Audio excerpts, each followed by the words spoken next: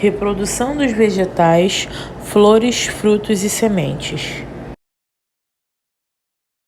Então, como sabemos, nem todos os vegetais possuem flores, mas não podemos nos basear pelo que estamos vendo ou não vendo. Porém, nem todas as flores são vistas. Além disso, as flores podem não ter nascido no vegetal no momento que estamos olhando para ela. Sendo assim, não podemos afirmar que um vegetal não tem flores, simplesmente porque elas não estão sendo vistas. Nas imagens, apenas os musgos não possuem flores. Estranho, não é mesmo? O arroz, por exemplo, possui a flor quase sempre escondida.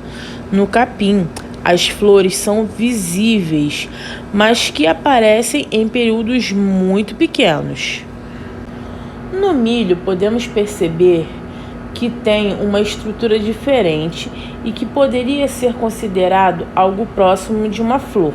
São flores, sim. Devemos nos atentar aos diferentes tipos de flores também. A função das flores. As flores são responsáveis pela reprodução das plantas. Graças às flores, os vegetais conseguem dar origem a outros vegetais. Outra curiosidade das flores, existem partes masculinas e femininas dentro delas. Em muitos vegetais, a parte masculina pode não ser vista e em outras a parte feminina que fica escondida. São muitas as variações existentes. Geralmente, as flores são divididas. Então vamos às partes delas. Pétalas são folhas modificadas, com função de atrair os polinizadores. Sépalas, localizadas abaixo das pétalas, protegem a região do ovário. Pedúnculo, cabo da flor, local onde a flor se prende ao resto do vegetal. Receptáculo, local que segura o ovário. Ovário, estrutura ou órgão reprodutivo feminino. Estilete, prolongamento do ovário, funciona como um canal onde o óvulo irá se encontrar com o grão do pólen. Estigma, região que se abre e recebe o grão do pólen. Antena, lembra um grão de arroz, se abre para liberar os grãos de pólen. Filete, haste que se prolonga e que se prende à estrutura masculina da flor. Os óvulos e os grãos de pólen citados são estruturas reprodutivas femininas e masculinas, respectivamente. Em uma flor completa pode ocorrer a autopolinização, ou seja, a própria flor se reproduz sozinha. Se a parte masculina estiver em cima da parte feminina, o pólen cai e fecunda a flor. A polinização. Polinização significa o encontro das células reprodutivas da flor para gerar uma nova planta. Na natureza, podemos destacar inúmeros polinizadores, desde animais até elementos não vivos. Por exemplo, os insetos. Os insetos se alimentam do néctar produzido pelas flores, aquele líquido com gosto doce. Quando eles chegam para se alimentar, acabam se sujando de pólen. Posteriormente, ao chegarem em uma nova flor, deixarão os pólens da flor anterior. Pássaros. O processo de polinização é o mesmo que acontece com os insetos. Entre outros animais, como o morcego, como o beija-flor, também é a mesma coisa. Eles chegam e passam, de flor em flor o pólen. Elementos não vivos da natureza. Além dos animais, elementos não vivos também ajudam na polinização. O vento, por exemplo, é muito importante na reprodução das plantas. Como eu citei, o vento, ele vai passando o pólen de flor para flor. Os frutos. Com o passar do tempo, os ovários das flores amadurecem e se modificam. Este é um processo natural do ciclo de vida das plantas florais. Os frutos são, na verdade, os ovários das flores que amadurecem. O amadurecimento transforma o ovário em uma estrutura carnosa. Com certeza, a quantidade de açúcar acumulada e excesso de líquido, devido à presença anterior do néctar principalmente. Por outro lado, encontramos também frutos sem quantidade perceptível de açúcar, como acontece com o tomate, por exemplo. Em algumas plantas, outras partes de flores também amadurecem, como acontece, por exemplo, com o caju. Neste caso, o cabo da flor, pedúnculo, amadurece também, dando origem a um dos frutos mais deliciosos que nós conhecemos: as sementes. O que seriam as sementes? Como a primeira dica, podemos dizer que elas também são estruturas que amadurecem. Mas o que poderia ter amadurecido além do ovário? Os óvulos. Os ovos amadurecidos se transformam em sementes. Os frutos servem principalmente para proteger as sementes. Após o amadurecimento, a semente pode cair no solo e dar origem a uma nova planta.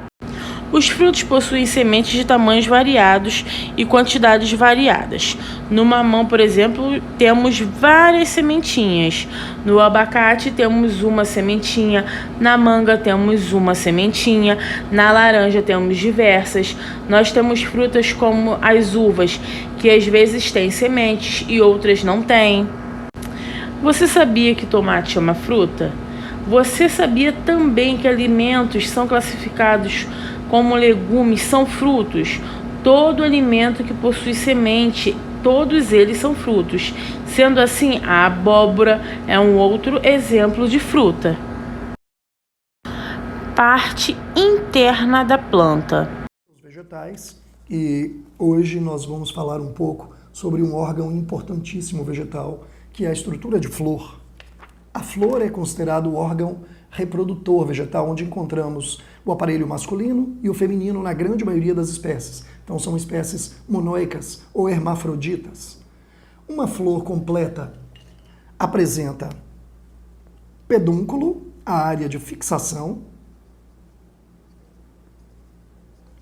Pedúnculo fixa a flor no galho. Aqui acima do pedúnculo nós temos uma área dilatada que é o receptáculo. Receptáculo. Logo acima do receptáculo, nós temos as sépalas, que são folhinhas verdes, que compõem a estrutura do cálice, base de proteção da flor. Acima das sépalas, nós temos a estrutura de pétalas cor-de-rosa aqui, as pétalas coloridas, que compõem a corola. São verticílios de proteção, pétalas e sépalas. Proteção aos aparelhos reprodutores. O aparelho masculino está representado aqui por esse fiozinho chamado filete e por essa peça amarela na extremidade, que é denominada antera. O conjunto de filetes e anteras compõe, na verdade, um filete e uma antera compõem um estame. Nós notamos aqui vários estames na estrutura da flor. Então você tem o aparelho masculino chamado androceu, que é o conjunto de estames. Na parte feminina, nós temos aqui a abertura superior, que é o estigma. Este canal que conduz ao interior do ovário, que é o estilete. E aqui eu tenho a estrutura mais dilatada, o ovário da flor. Ovário. Dentro do ovário nós temos o óvulo.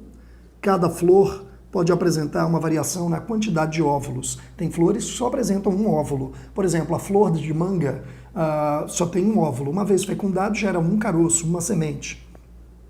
Portanto, esta é a estrutura básica de uma flor completa de angiosperma. Sabemos que só quem tem flores desse tipo são os grupos mais avançados de vegetais, especificamente as angiospermas, ok?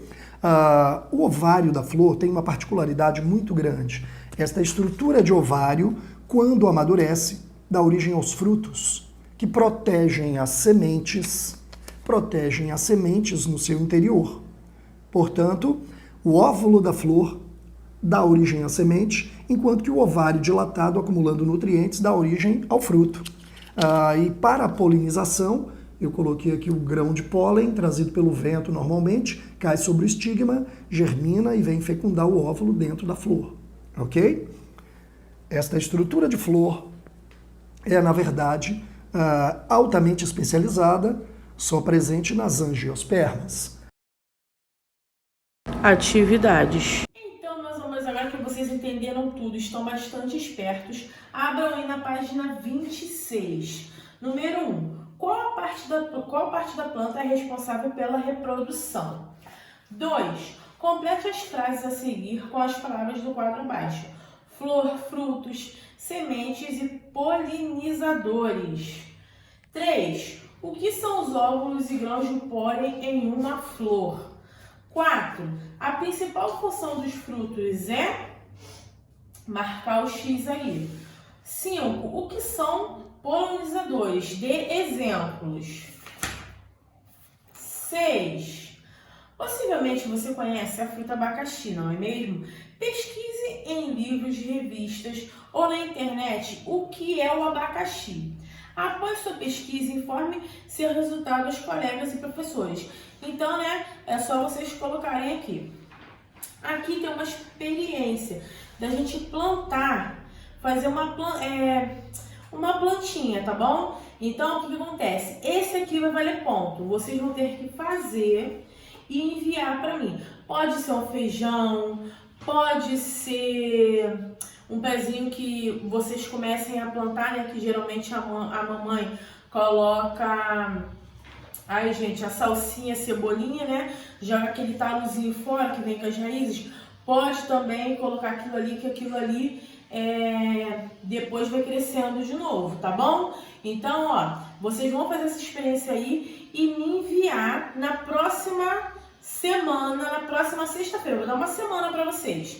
Então, ó, quem plantar o feijão sabe que é rapidinho, que já vai crescer, então já me manda a foto, ok? Então, ó, fiquem aí fazendo as atividades que já a tia volta com correção. Beijo, beijo.